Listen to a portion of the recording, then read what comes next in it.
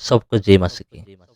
मेरे प्रिय भाई और बहनों, आज की वीडियो में हम जानेंगे बाइबल में ऐसे दो राजा है।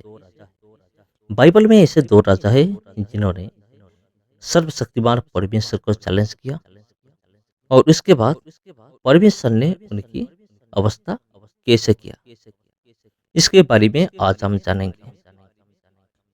ये आपको जरूर पता होगा, फिर भी मैं कुछ बोलना चाहता हूँ। मैं बाइबल के अंदर इन दो राजा के बारे में कुछ बताना चाहता हूँ, जो कि परमेश्वर के साथ चैलेंज करके खुद के ऊपर विपत्ति घटाई। तो आइए हम शुरू करते हैं। तो दानियल, अगर हम पढ़ेंगे उसका 3 का, अगर 1 से लेकर अंत तक अगर हम पढ़ेंगे, इधर एक राजा है, उनका नाम है नबूकदनेस्सर। वो राजा एक दिन एक मूर्ति तैयार की सोने का। उसका ऊंचाई था 60 हाथ और चौड़ाई थी 6 हाथ। तो अब अंदाजा लगाइए, 60 हाथ ऊंचाई और 6 हाथ का चौड़ाई एक सोने का मूर्ति उन्होंने बनाया और पूरी राज्य में उन्होंने अनाउंसमेंट किया कि आकर इस मूर्ति को तुम प्रणाम करो। जो कि प्रणाम करेगा तो ठीक है, वो बचेगा, लेकिन जो कि प्रणाम ना करेगा, नहीं करेगा, उनको क्या किया जाएगा? उनको आग में डाल दिया जाएगा। ये बात सुनकर राजा को भय करते हुए बहुत सारे लोग, सारे लोग, देश का जितने भी लोग थे, आकर उन मूर्तियों को उन्होंने प्रणाम किया। 3 आदमी को छोड़कर। उनका नाम था सद्रक, मेशक, अबेदनगो। उन 3 आदमी ने प्रणाम नहीं किए और बाकी सब प्रणाम किया। जब राजा को यह खबर दिया गया कि 3 ऐसे आदमी हैं जिन्होंने आपकी आज्ञा को नहीं माना, आज्ञा का उल्लंघन किया है आपका, तो राजा बहुत गुस्से में आ गया और उन्होंने आज्ञा दी, जाओ उनको पकड़ कर ले आओ। जब उस 3 लोगों को पकड़ कर ले आए, राजा ने उसको पूछा, उन तीनों को पूछा कि तुमने क्यों प्रणाम नहीं किया? अब तुम प्रणाम करो, अगर नहीं करोगे तो तुम्हें इस आग में डाल दिया जाएगा।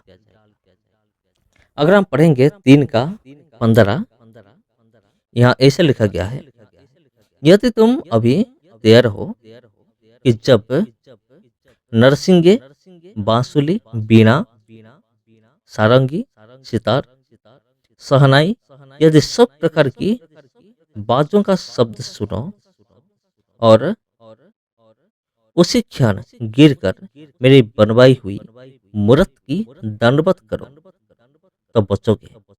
और यदि तुम दंडवत ना करो तो इसी घड़ी धड़कते हुए भट्टी के बीच में डाले जाओगे।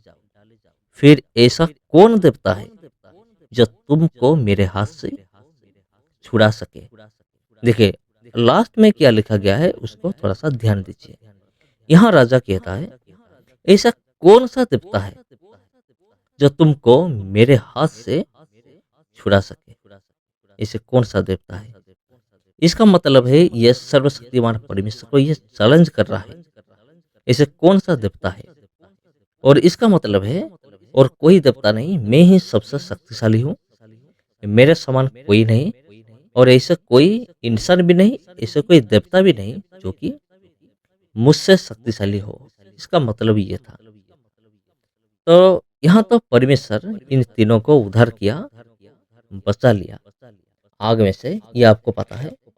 लेकिन अगर हम थोड़ा सा और आगे हम जाएंगे और दानिएल उसका 4 का अगर हम देखेंगे देखेंगे 28 से लेकर इधर क्या लिखा गया है, 28 से लेकर अंत तक अगर आप पढ़ेंगे तो इधर एक चीज लिखा गया है। वो जो नबूकदनेस्सर जो राजा था, उन्होंने एक दिन अपनी छत के ऊपर टहल रहा था। उन्होंने ये सोच रहा था, उन्होंने क्या सोचा? 30 वर्ष 30 में लिखा गया है, क्या यह बड़ा बाबिलोन नहीं है, जिससे मैं ही, देखिए, जिसे मैं ही ने अपने बल और सामर्थ्य से राज निवास होने और अपने प्रताप की बड़ाई के लिए बनाया है। उन्होंने कह रहा है कि मैं वही हूँ जिन्होंने ये सब बनवाया है। तो परमेश्वर क्या किया? उनको एक आवाज दी कि तुम्हारा हाथ से तुम्हारा राज्य को छीन लिया गया और तुम जाओगे, इधर नहीं रह सकते, तुम जंगल की ओर चले जाओगे, उधर से जानवर है उनके साथ तुम रहोगे। परमेश्वर ने जैसा बोला ऐसा ही हुआ।